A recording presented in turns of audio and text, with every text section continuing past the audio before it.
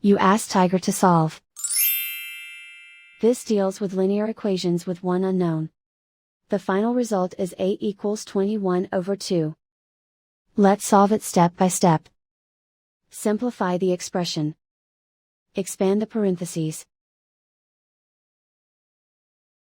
Simplify the arithmetic.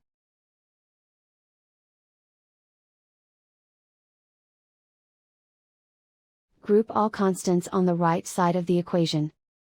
Subtract 14 from both sides.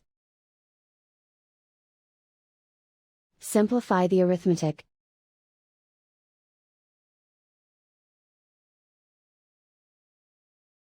Isolate the a. Divide both sides by 4. Simplify the fraction. Find the greatest common factor of the numerator and denominator. Factor out and cancel the greatest common factor.